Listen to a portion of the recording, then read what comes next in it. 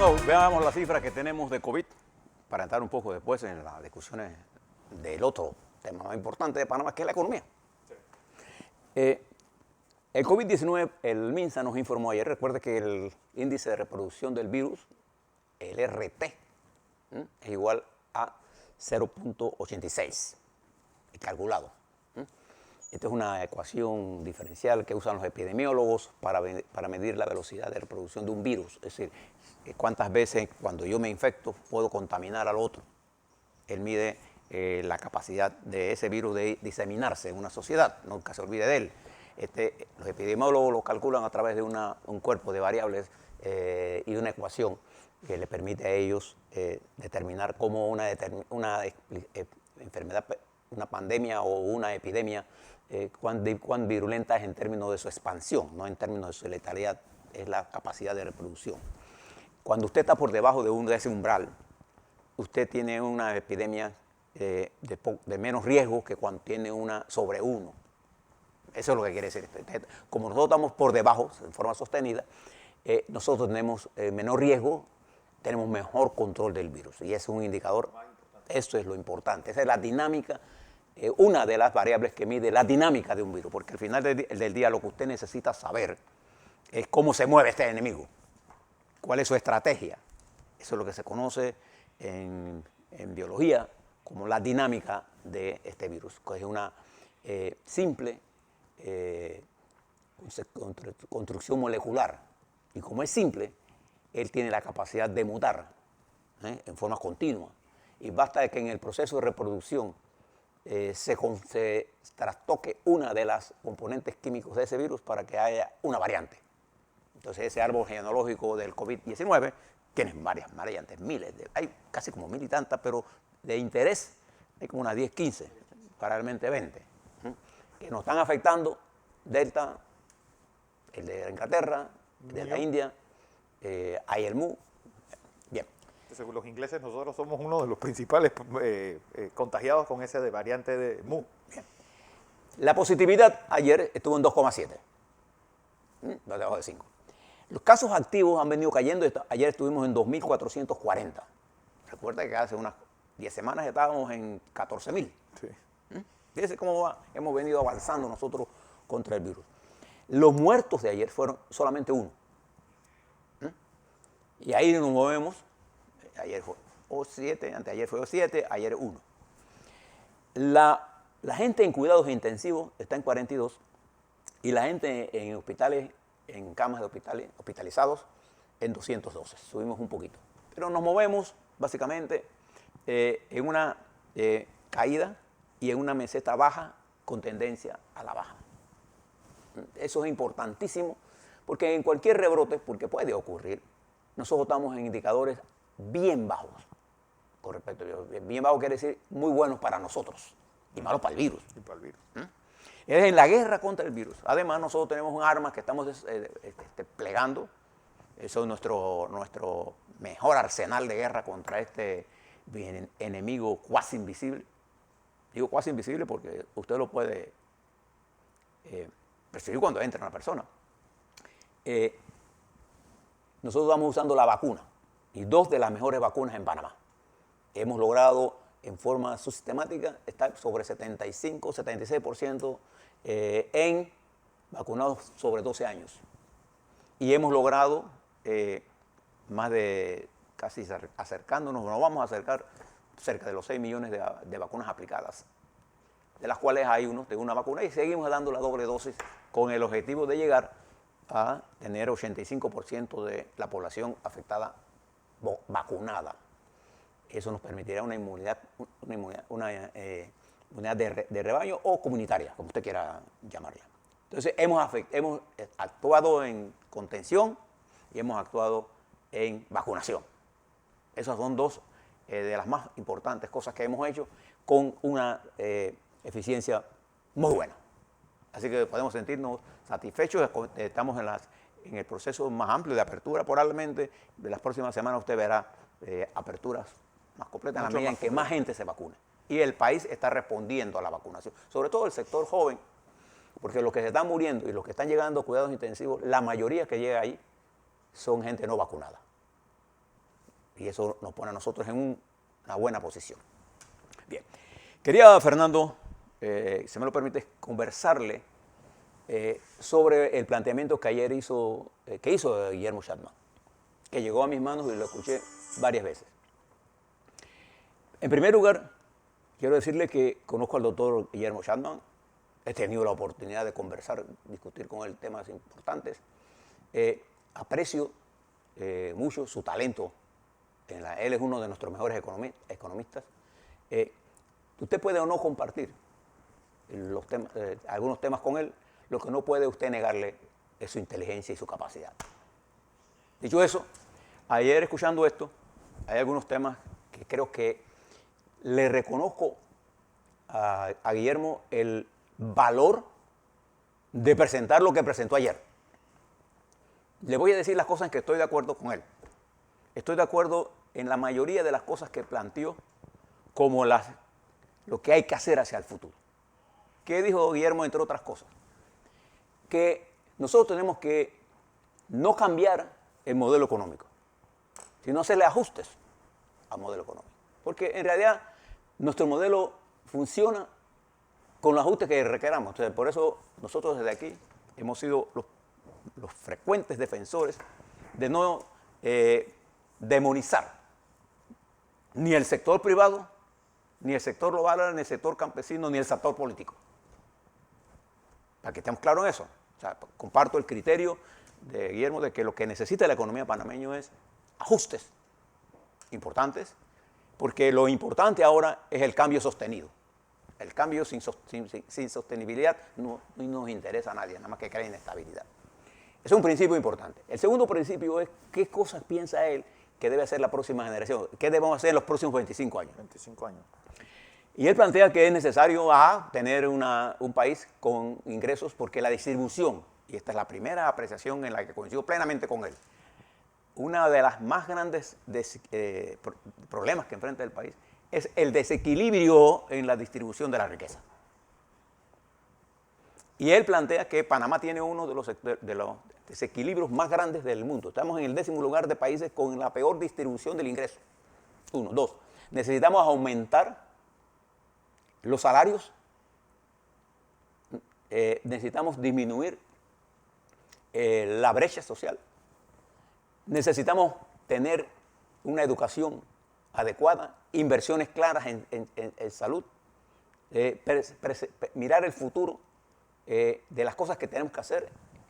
Y él, en ese modelo, hace un recuento histórico muy breve, y siempre cuando uno hace un recuento breve, al hacer el recuento puede cometer el error de sustraer las cosas importantes. Entonces ahora voy a las cosas que creo que olvidó, no sé si por exprofeso o por lo que le estoy planteando, olvidó lo siguiente, que es lo más importante.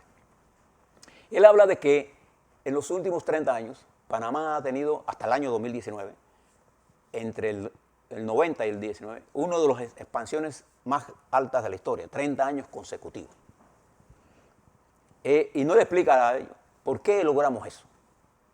Entonces él obvia el periodo importante, que es, sin duda alguna, lo que explica la amplia, la extendida extensión del crecimiento sostenido en el PIB, en el Producto Interno Bruto.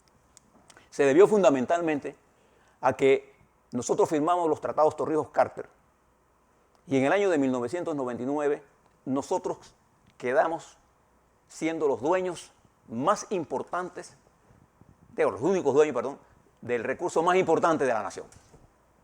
Eso no está mencionado en lo que explicó el doctor Schachtman, pero es la verdadera razón de esa expansión sostenida. ¿Por qué? Porque al tener el canal en nuestras manos, nos permitió dos cosas importantes. Uno, modificarlo, que fue una inversión de más de $5.000 millones bajo la administración, que arrancó bajo la administración del presidente. La ampliación. La ampliación. Bajo el presidente Torrijos. Martín Torrijos. Y dos, mejorar sustancialmente los ingresos netos al fisco panameño, que hoy rondan los $2.000 millones.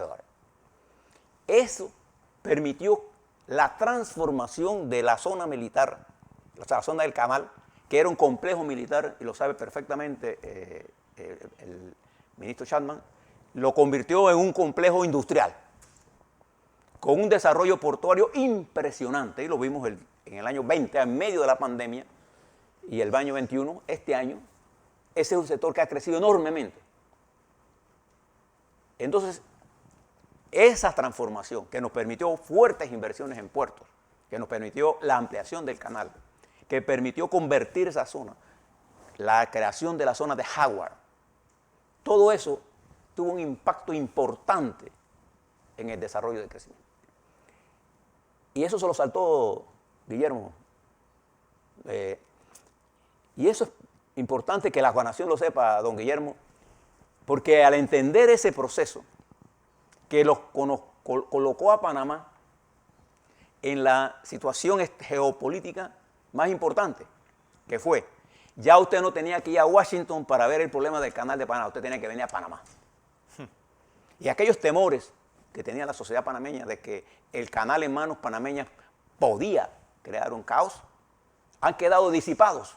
Nosotros hemos sido más eficientes en el manejo del canal y en el manejo del desarrollo portuario del país, el plan logístico nuestro, que permitió la ampliación de la logística aérea, la logística de comunicaciones, la logística bancaria, en fin. Pero al no darle una explicación, Guillermo Chapman, a esta gente, que se lo hizo bajo la administración del general Omar Torrijos, los tratados. ¿Por qué? Porque cuando él explica el plan, se refiere a la sociedad civil sin hablar de los partidos políticos. Y aquí viene uno de los grandes problemas que siempre adolecen los economistas. Al plantear soluciones económicas, aunque sean correctas, como la que plantea el doctor Chapman en el futuro, o sea, las tareas pendientes, hay que saber cuál va a ser las fuerzas motrices que van a impulsar ese desarrollo.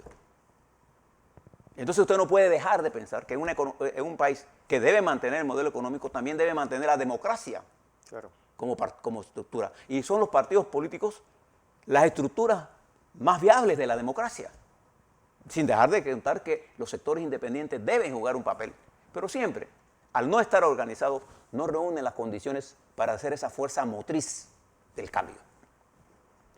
Entonces se le olvida al exministro y amigo Chapman, don Guillermo, establecer la correlación que existe entre la teoría económica y la teoría política. Enunciar qué cambios se deben hacer sin entender cómo se van a hacer no tiene ningún sentido.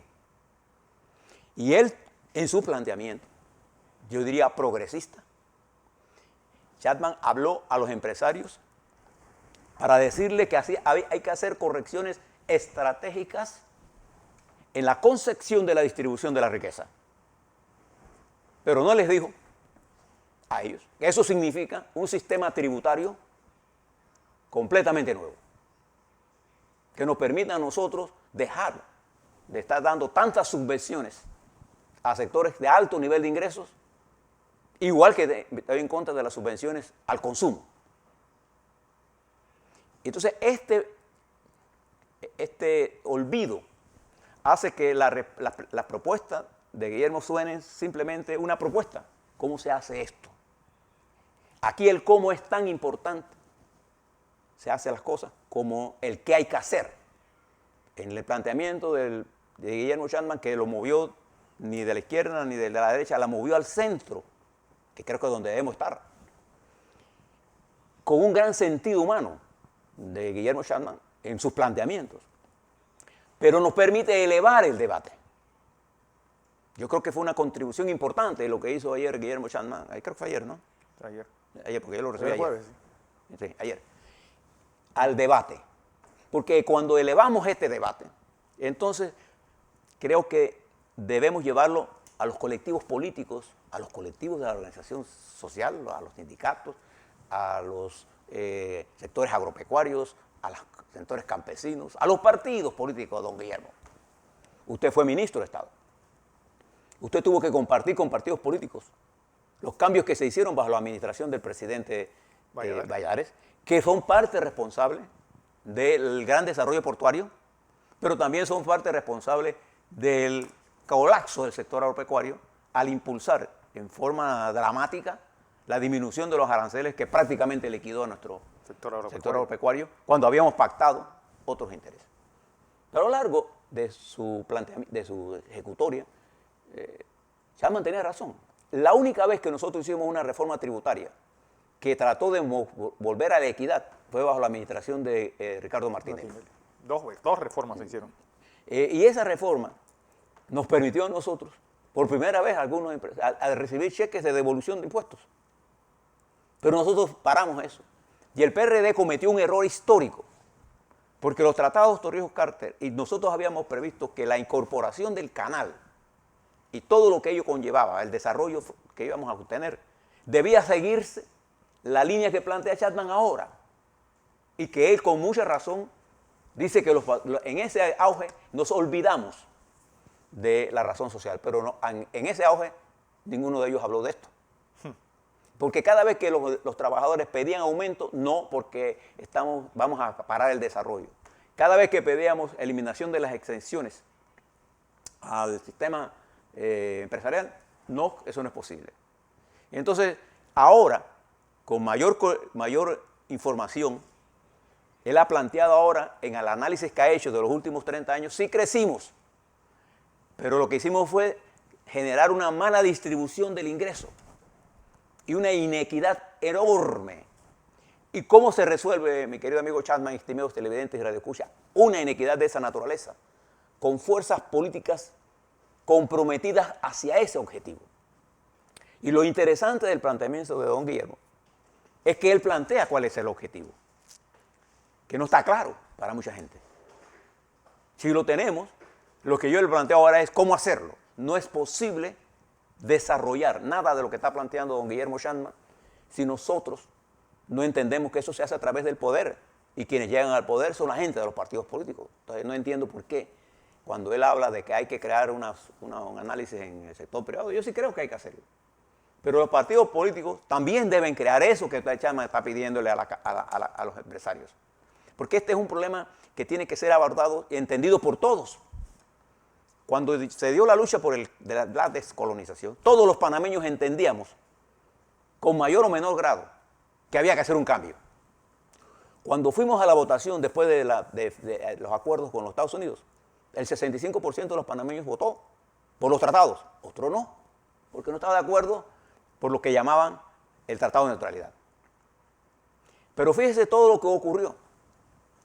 Y creo que olvidar estas cosas es lo que hace que cuando planteamos cosas tan brillantes como la que hizo Chapman ayer, en términos de lo que hay que hacer en los próximos años, olvidamos que no basta tener los ingredientes en la mesa, crudos, hay que saber cocinar. Claro. Y para saber cocinar en política hay que saber construir la unidad. Y para construir la unidad hay que tener un mínimo de cosas que los panameños hagan suyas. Y ese es el mínimo que Chapman con valentía planteó ayer. Sí. Y que comparto. Lo que no comparto es su olvido de cómo llegamos a ese auge. Y el no entender que fueron las luchas de la clase media panameña, de los trabajadores panameños, de los obreros panameños, de los indígenas panameños, de los intelectuales panameños, de nuestros artistas, lo que crearon la posibilidad de este desarrollo. Y lo peligroso de esto fue que nosotros permitimos que ese desarrollo se diera sin poder integrar la parte social. Y nos olvidamos de elevar el nivel de la educación, nos olvidamos de elevar el nivel de los ingresos de los trabajadores, nos olvidamos del planteamiento central de crear un punto de unidad partidaria. ¿Por qué tenemos temor a hablar de eso? Y este planteamiento de Chapman coincide mucho con el planteamiento que hizo el primer ministro de Japón. Un nuevo capitalismo. Un nuevo capitalismo. Entonces, creo que en ese... Ojalá los empresarios aprovechen esto para elevar el debate. ¿Cómo se eleva el debate?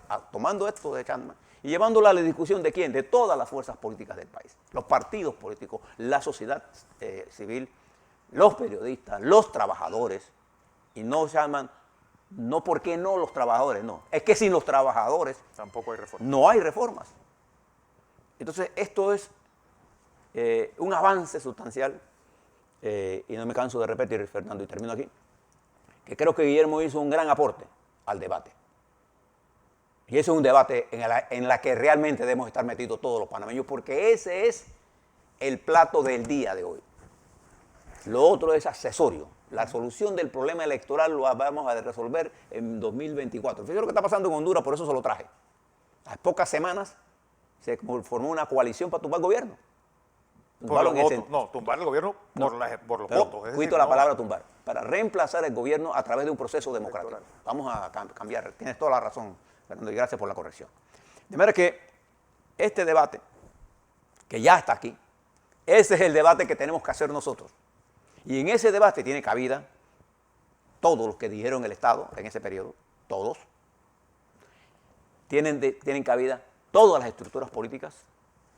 Y coincido con él, esto no es un problema de juventud nada más.